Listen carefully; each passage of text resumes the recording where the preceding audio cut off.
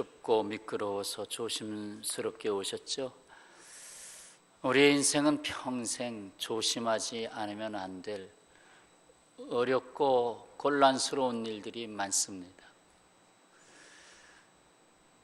과연 나의 생애 중에서 가장 소중한 것을 발견한다면 나는 무엇을 발견할 것인가? 뭐라고 생각하십니까? 설 명절은 다가오는데 또 가족과 형제들을 만나서 서로 보면서 또 비교하면서 또 마음 상해서 돌아오면 어떡하나 하는 생각을 한켠에 조금 두면서 오늘 말씀을 드리는 겁니다. 오늘 말씀의 핵심 단어는 자존감입니다. 자존감에 대한 말씀을 오늘 드릴 겁니다. 내 생애에 있어서 가장 소중한 발견은 나를 발견하는 것입니다. 내가 없이 세상이 있나요? 내가 있으니까 세상이 있다는 걸 아는 거 아닙니까? 내가 사랑하니까 사랑하는 대상이 있는 거 아닙니까? 내가 기뻐하니까 세상에 기쁜 것이 보이는 거 아닙니까? 그 중에서도 최고 가치로서의 나를 발견하는 것이 가장 중요한 일이다라는 거예요. 이것은 하나님께서 우리를 한 사람 한 사람 특별한 존재로 지으셨다는 데에 근거를 두고 있습니다. 한 사람 한 사람 소중한 존재다. 말라기서 3장 17절에 내가 정한 날에 그들을 나의 특별한 소유로 삼을 것이요 또 사람이 자기를 섬기는 아들을 아낌같이 내가 그들을 아끼리라고 하셨습니다. 아들을 아낌같이 내가 그들을 아끼리라. 우리를 존귀한 존재로 지으셨다는 말씀입니다. 거기에 자존감의 근거가 있죠. 내가 너를 존귀한 존재로 만들었다. 오늘 말씀의 요지가 그겁니다. 하나님이 찾으시는 내가 있다. 내가 평생 살아가면서 내가 나를 찾아보려고 하지 않았습니까? 나는 대체 누구야? 나는 어떤 사람으로 살아야 돼? 내가 직업을 가진다면 어떤 직업을 가져야 돼? 나는 배우자를 선택한다면 나는 배우자에게 나는 어떤 사람이야? 결국 내가 나를 찾아야 되는데 쉽지 않습니다.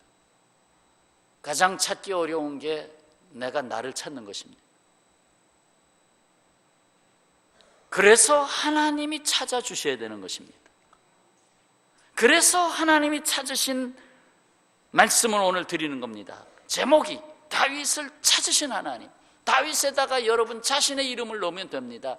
아무개를 찾으신 하나님, 나를 찾아주신 하나님, 그 말씀이거든요. 자, 그럼 먼저 하나님이 찾으신 다윗이 있습니다. 이스라엘이 블레셋 군대에 의해서 자주 침략을 당했습니다. 이번 상황도 역시 그렇습니다. 그래서 다윗의 형들이 전쟁터에 나갔습니다. 그래서 다윗이 형들 좀 소식도 궁금하고 그래서 전쟁터에 나갔습니다. 나가서 보니 참 벌벌벌벌 떨고 있습니다. 저 블레셋 군대, 그 중에서도 대장 골리앗, 그들 앞에서 다 벌벌벌 떨고 두려워하고 있습니다. 이때에 다윗이 거기서 한 말을 사람들이 들었어요. 다윗이 그 전쟁터에서 무슨 말을 했느냐? 조금 앞에 26절의 말씀을 눈으로 보시죠. 이 블레셋 사람을 죽여 이스라엘의 치욕을 제거하는 사람에게는 어떠한 대우를 하겠느냐?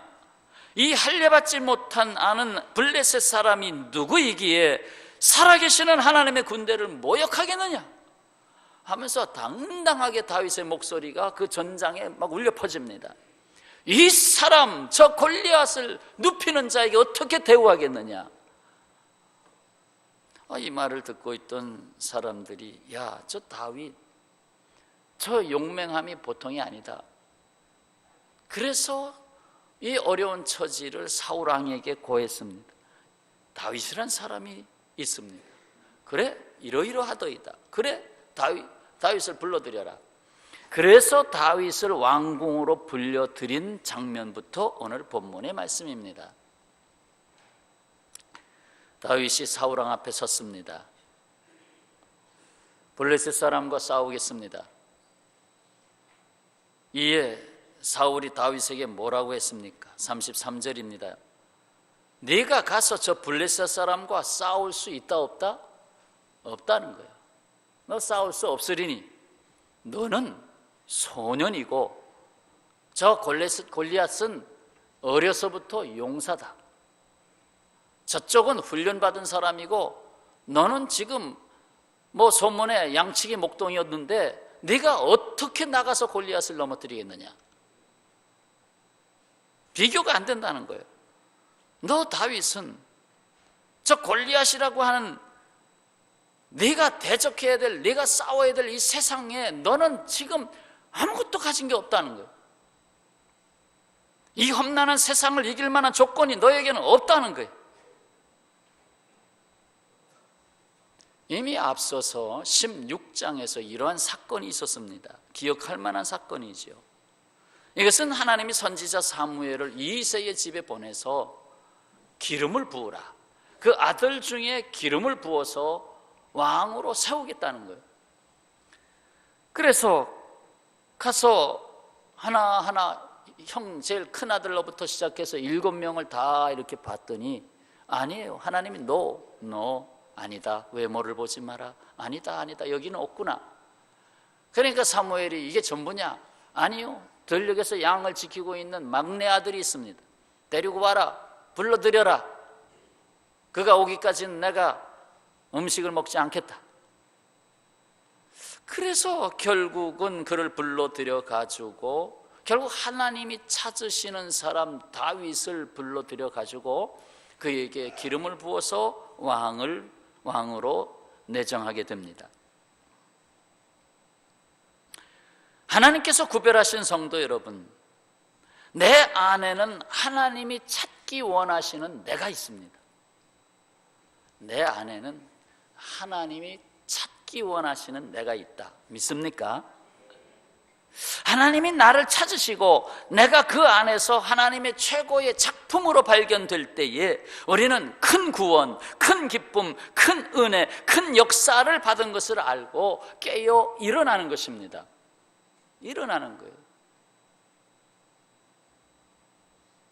비로소 이 세상의 비교가치, 경쟁가치, 그 곤고함과 그 고통, 세속의 매인무로부터 자유함을 얻게 되는 것입니다.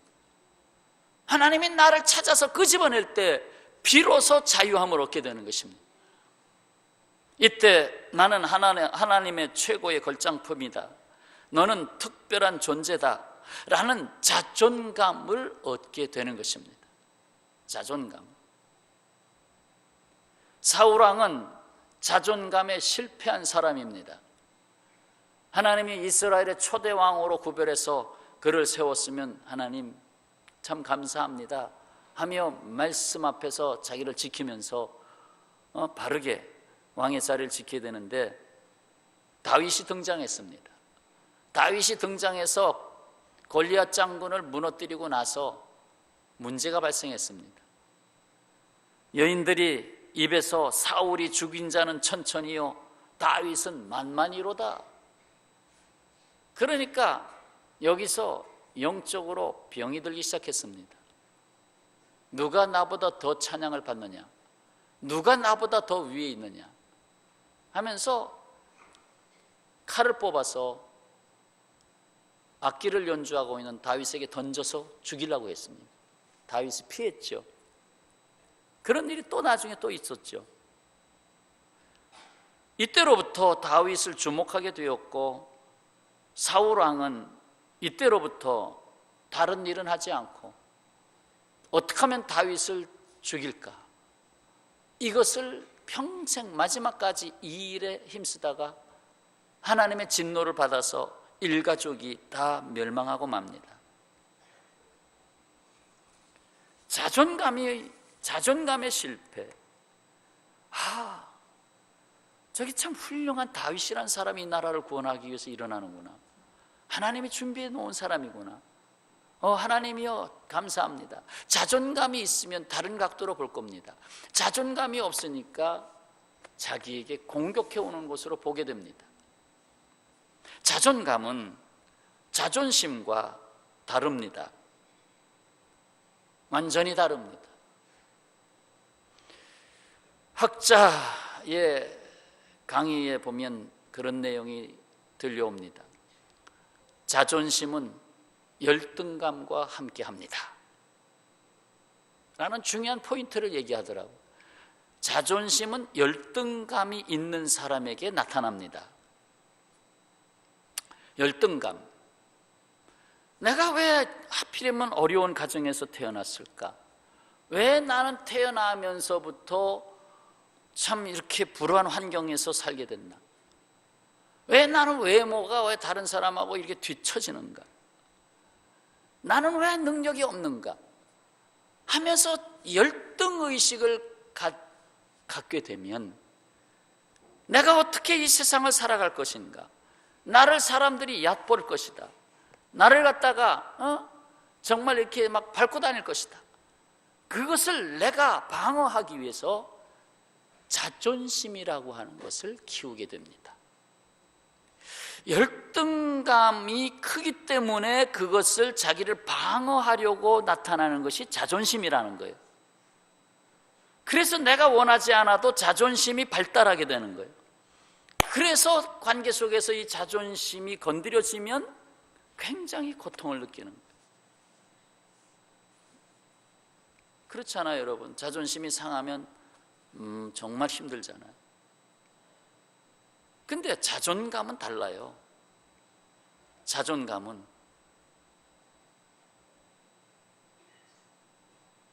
자, 계속 들어봅시다. 자존감과 나르시시즘 혹은 나르시즘 이렇게 또 짧게 표현하기도 합니다. 이것과 다릅니다. 나르시시즘은 자기 도취증입니다. 자기 도취, 자기에 빠져 있는 것입니다. 마치 거울에 비친 자기 얼굴을 보고 야 정말 잘생겼다, 야 네가 최고야. 그래서 그 물속에 빠져서 자살을 합니다. 내가 저 속에 있네. 예를 들어봅니다. 이 사람은 모든 것이 제 눈의 안경이에요. 자기밖에 모릅니다. 안하무인, 눈 아래 보이는 사람이 없습니다. 그래서 남을 무시하게 되지요. 결국 그에게 이웃이 생길 수가 없죠. 친구가 생길 수가 없죠. 결국 외톨이가 되는 것이죠. 자존감은 자기 도취와 다르다. 자존심이나 자기 도취나 교만이나 이런 거는 자존감과는 거리가 멀어요. 그럼 자존감이 뭐예요? 자존감은 죄를 지은 세상에서는 찾아낼 수 없습니다. 죄는 모두가 다 자기중심적이기 때문에 항상 이 세상은 내가 대결해야 될 세상으로 보이게 되는 거예요. 내 아성을 쌓아야 될 세상으로 보이는 거예요. 내 옆에 또 다른 회사가 들어오면 어떻게든지 저 회사를 무너뜨려야 된다고 생각하는 거예요. 그러나 자존감은 그게 아닙니다. 내가 하나님 안에서 발견될 때에 비로소 회복되는 게 자존감입니다. 거듭 말씀드리지만 하나님이 나를 찾아내실 때의 자존감이 비로소 발달하기 시작합니다. 사도 바울도 나의 나 된 것은 자존감이죠. 나의 나 된 것은 하나님의 은혜로 된 것이, 하나님이 찾으시는 너 한 사람입니다. 너 한 사람, 내가 너를 존귀케 하겠다. 그렇기 때문에 하나님이 찾으시는 한 사람이라고 하는 신앙의 태도가 계속될 때에 자존감도 계속됩니다. 자존감으로 무장된 다윗은 자존감이 없이 위장으로 된 골리앗 앞에 당당히 나아가 설 수 있었습니다. 껍데기밖에 없는 골리앗 앞에 자존감이 있는 다윗이 선 것입니다. 17장 40절 말씀, 손에 막대기를 가지고 매끄러운 돌 5을 골라서 주머니에 넣고 손에 물매를 들고 블레셋 사람에게로 나아가니라. 블레셋이라고 하는 이 세상으로 나아가니라.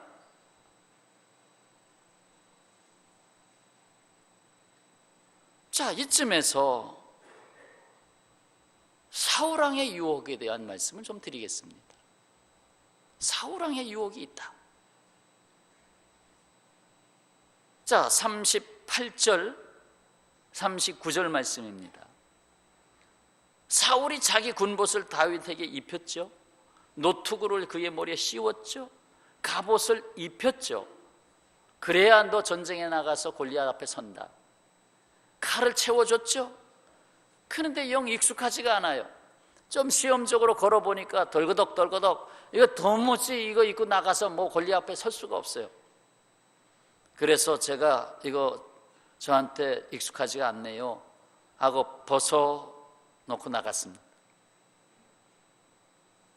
사울왕이 내준 갑옷은 마치 이 세상에서 이것으로 하면 너에게 도움이 될 것이다, 이것이 너를 지켜줄 것이다 라고 하는 세상적 유혹이라고 볼 수 있습니다. 세상적인 유혹, 너에게 맞지 않는 것이다. 그러나 너에게 있으면 더 좋지. 다른 사람이 다 한다니까 나도 하고. 그게 아니라는 거지요. 어쩌면 이것은 돈의 갑옷이요, 권력의 갑옷이요, 명예의 갑옷이요, 세상 즐거움의 갑옷이라고 할 수 있습니다. 근데 그게 아니라는 거예요. 네가 이 세상 골리앗과 맞서기 위해서 그 갑옷이 필요한 게 아니다라는 거예요. 하나님은 우리 각자에게 나름대로 서로 다른 달란트를 주셨습니다. 다윗은 그것을 어려서부터 사용했습니다. 자기에게 익숙한 물맷돌을 던져서 양떼를 지키면서 짐승을 쫓아버렸던 것입니다. 그것이 반복됐죠. 반복되다 보니까 기술이 늘었어요. 그래서 그 정확도가, 아주 엄청난 정확도가 붙게 된 것입니다. 이미 하나님은 양을 지키기에 충성을 다했던 다윗에게 그 준비를 하고 계셨습니다. 바로 하나님은 다윗이 하나님으로부터 받은 자존감을 귀히 여기시고 그것을 사용하시겠다는 것입니다. 그 결과가 어떻습니까? 골리앗 앞에서 물맷돌을 던질 때 얼마나 정확했으면 49절에 이마에 박히니 땅에 엎드러지니라. 지금 골리앗 장군을 상상해 보세요. 완전 무장했어요. 노투구를 썼죠. 뭘 썼는지 모르지만 하여튼 투구를 썼겠죠. 그 다음에 갑옷을 입었죠. 큰 칼을 찼죠. 과연 저 구멍이 어딘가? 어디에다가 맞춰야 이 조그만 돌멩이가 들어갈 것인가? 바로 저 이마구나. 이마도 정 가운데는 이 갑옷이 내려왔을 테고, 여기다 맞춰야 되겠다. 여기 아니면 여기. 저는 이마가 넓어서 표적이 많아요. 여기쯤 맞춰야 되겠다. 그냥 무심코 던진 게 아니고 가슴에 때려봤자 쓸모가 없고 다른 데는 전부 철저하게 무장했으니 여기다 맞춰야 돼. 정확하게 들어가 맞춰서 박혔다. 구멍이 뚫어졌어. 이마에 구멍이 뚫어졌어. 박혀 들어갔어요.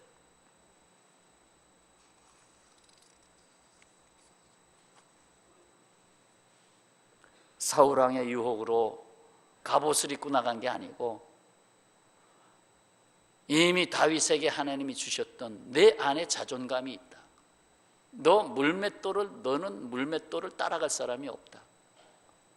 물맷돌 작지만 내가 너와 함께 하겠다. 하나님이 모세에게 물으셨죠. 내 손에 든 것이 뭐냐? 지팡이입니다. 그 지팡이 가지고 홍해를 갈랐잖아요. 다윗에게 똑같이 물으신다면 내 손에 든 것이 무엇이냐? 예, 물맷돌입니다. 그래, 그것으로 내가 너와 함께 하겠다. 그렇습니다. 우리는 사울왕의 유혹을 물리치고 하나님이 내 안에 나를 불러내신 것을 알고 그것을 확신한다면 내 안에 주님께서 분명히 내게 주신 물맷돌이 있다 이 말이에요. 그걸 찾아서 내게 주신 자존감, 그걸 찾아가야 되겠다. 그게 뭐냐는 거예요.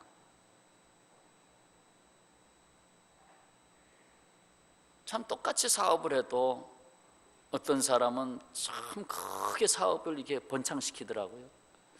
거기에는 놀라운 아이디어, 지혜가 들어갔어요. 남이 생각지 못했던 거. 국수를 5가지 색깔을 입혀보자.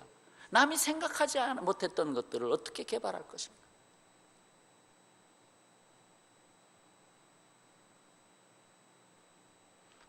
호떡을 하더라도 거기에 참 견과류를 맛있게 집어넣어가지고 어떻게 만들어서 이거 예를 들어서 나만의 물맷돌이 있단 말이죠. 자존감. 남하고 비교하지 말고 내가 너를 찾지 않았느냐. 세상에 유혹받지 말고. 자, 여기서 또 하나 커플 하나 더 벗겨 들어가겠습니다. 내 안에도 종종 골리앗이 고개를 쳐들고 있다는 것입니다. 내 안에도 골리앗이 있다는 거예요. 세 번째 돼지. 내 안에 골리앗이 있다. 골리앗은 한 번도 져본 일이 없는 사람입니다. 골리앗은 전신 무장을 한 블레셋 군대 장군으로 그 키가 6규빗.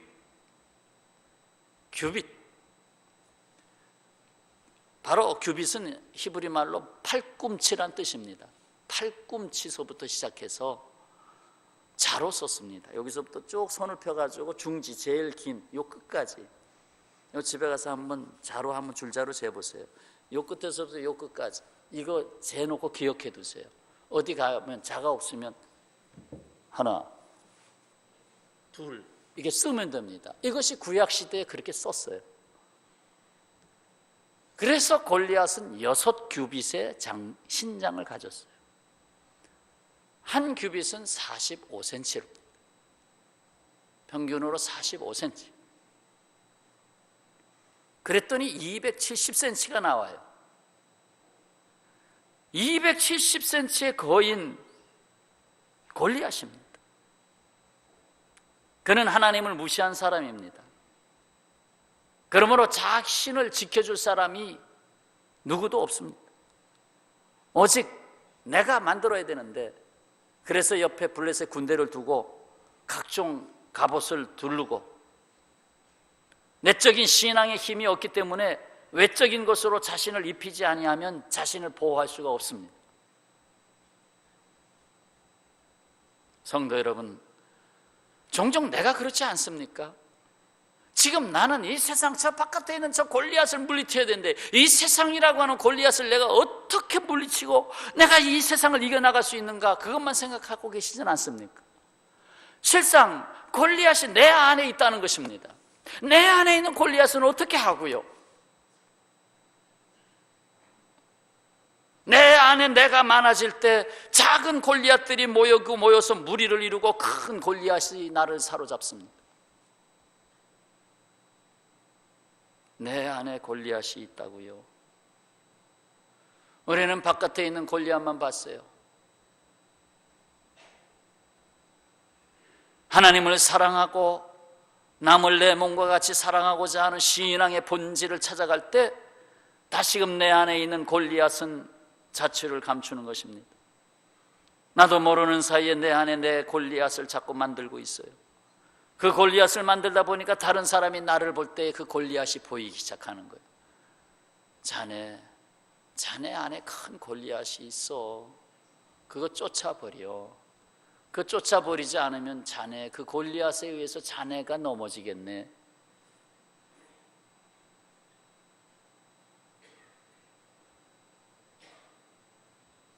단단히 무장한 골리앗이 하나님이 찾으시는 사람, 위로부터 자존감을 가진 사람 다윗에 의해서 쓰러졌습니다.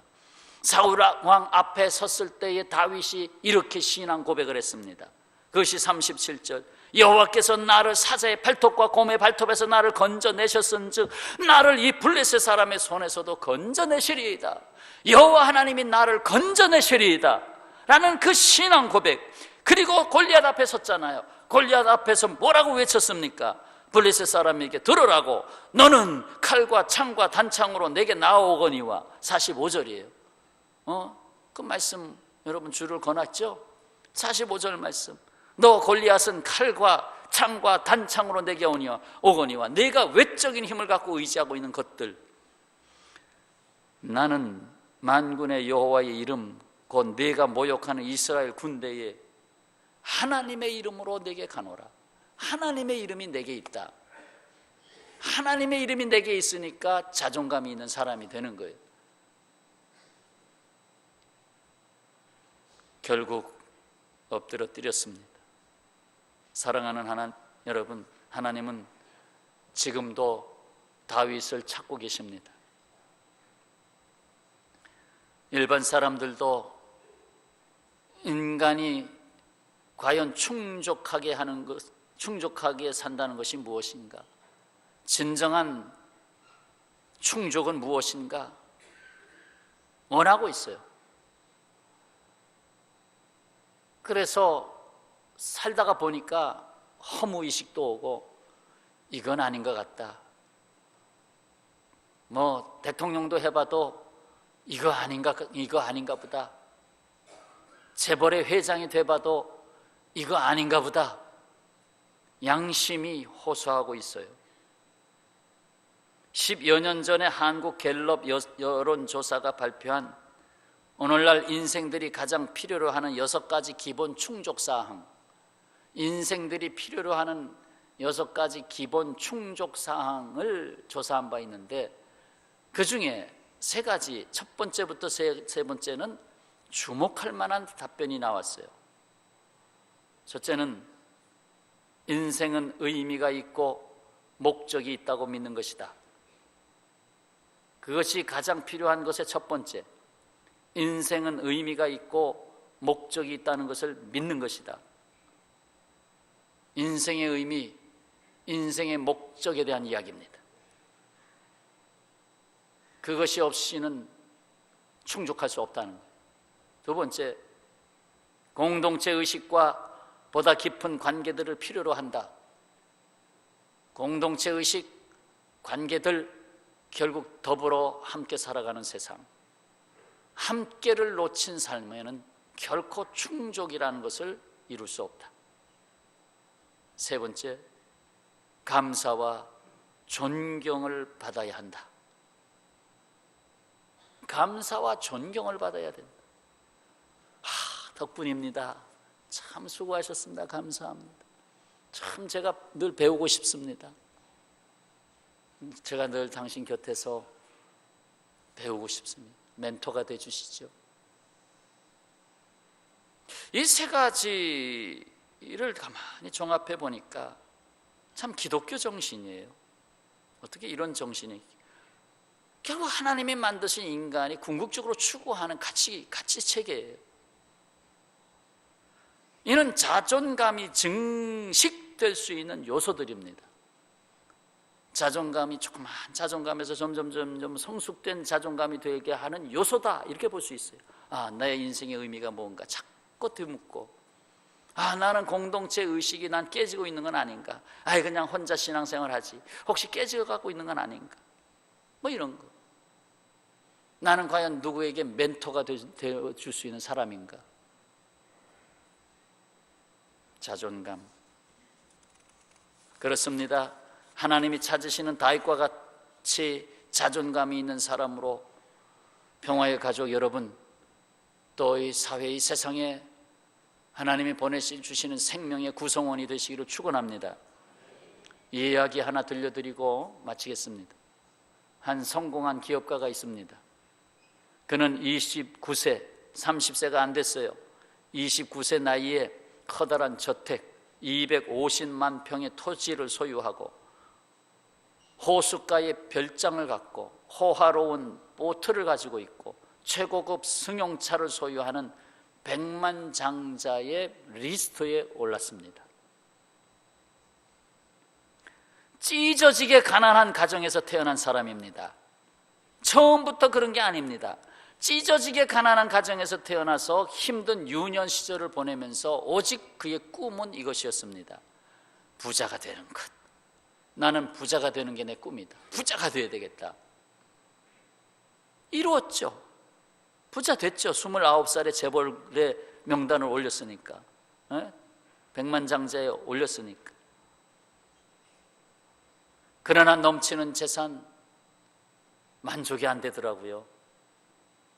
만족이 안 돼서 돈의 노예가 됩니다. 돈 모으는 재미가 다른 모든 걸 다 끊어버렸어요. 아내와 두 아이의 얼굴을 볼 시간조차 없었습니다. 오직 돈 버는 일만 했습니다. 돈만 된다면 어디든지 갔습니다. 결국 그의 아내는 결혼 5년여 만에 별거를 요구했습니다. 당신하고 살 수 없습니다. 이유는 자신의 욕망만을 생각하고 남을 위해 살지 않는 것이 무슨 의미가 있겠습니까? 의미 없는 삶은 난 살지 않겠습니다. 비로소 그는 지난 날을 곰곰이 생각해 볼 시간이 됐습니다. 무엇이 문제일까? 도대체 무엇을 위해 그렇게 바쁘게 뛰어왔던 것인가? 결국 돈 때문에 중요한 것을 잃어버렸다는 것을 깨달았습니다. 그는 아내를 찾아가 눈물을 흘리며 용서를 구했습니다. 그리고 다시 인생을 설계하기로 결심했습니다. 때에 유년 시절의 추억 하나가 떠오릅니다. 한 노부부의 허름한 집을 고쳐주며 뿌듯해하던 아버지의 그 해맑은 그 행복한 얼굴이 떠오릅니다. 그리고 너무나 고마워했던 그 노부부의 모습이 함께 떠오릅니다. 어린 시절에 남아있던 그림이었습니다. 그는 주변의 반대를 무릅쓰고 가진 돈을 사회에 환원하기로 했습니다. 그리고 자신의 재산을 정리하여 국제 헤비타트라는 기구를 설립했습니다. 헤비타트 운동 잘 아시잖아요. 집 지어주는 운동. 백만장자의 삶을 버리고 집이 필요한 이들에게 직접 망치를 들고 사랑을 실천하는 삶을 살기로 실천을 하게 됐습니다. 망치로 사랑의 나비 효과를 만든 이 아름다운 그는 가난한 자들 150만 명이 넘는 자들에게 30만 채가 넘는 집을 지어줬습니다. 그리고 74세에 세상을 떠났죠. 밀러드 풀러라고 하는 사람입니다. 자기 집 하나도 건사하지 못해서 이혼 위기까지 갔던 사람이 오히려 따뜻한 집 30만 채를 지어주는 인생으로 바뀌면서 자신의 인생을 마무리하게 됐다. 어떻게 생각하십니까? 어느 쪽으로 계속 가야 합니까? 과연 자존감은 어디서 찾아야 합니까? 2017년 설을 앞둔 평화의 가족 여러분, 혹시라도 설에 또 스트레스 받고 오지는 않으실까? 인생 최고의 날은 아직 오지 않았습니다. 맞죠?